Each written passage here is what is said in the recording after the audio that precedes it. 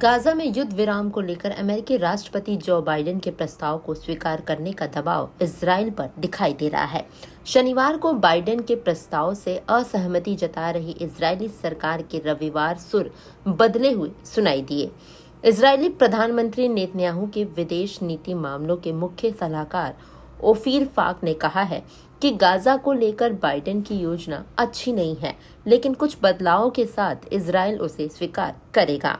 Hamas ने कहा है कि अगर इजराइल बाइडेन के प्रस्ताव पर आगे बढ़ता है तो वह भी आगे बढ़कर समझौता करने को तैयार है। बाइडेन ने गाजा में स्थायी युद्ध विराम के लिए 3 चरण का प्रस्ताव दिया है। इस प्रस्ताव के अनुसार हमास बंधक बनाए 100 इजरायली नागरिकों और 30 बंधकों के शव इजराइल को देगा।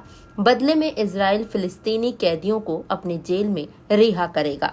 ये प्रक्रिया शांत माहौल में पूरी की जाएगी। बाइडेन ने इजराइल और हमास से अपील की है कि वे लचीला रुख दिखाकर युद्ध को खत्म कर गाजा में शांति कायम करें। दोनों पक्षों के बीच महीनों से मध्यस्थता कर रहे मिस्र और कतर ने बाइडेन की योजना का समर्थन किया है। दोनों देशों की सरकार ने इजराइल और हमास से इसे स्वीकार करने का अनुरोध किया है। बंधकों की रिहाई के बदले स्थायी युद्ध विराम की बाइडेन की योजना पर इजरायली सरकार के ठंडे रुख को भांपते हुए रविवार को तेल अवीव को सड़कों पर 1,20,000 प्रदर्शनकारी उमड़ पड़े। ये प्रदर्शनकारी प्रधानमंत्री नेतन्याहू को हटाकर बंधकों की रिहाई के लिए हमास से समझौता किए जाने की मांग कर रहे थे। साथ ही देश में नया चुनाव करवाकर सरकार बनाए जाने की मांग कर रहे थे।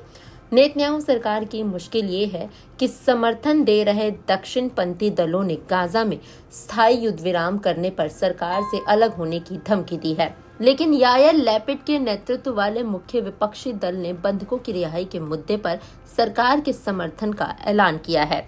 इसके चलते ही रविवार को नेतन्याहू सरकार के सुर बदले हैं।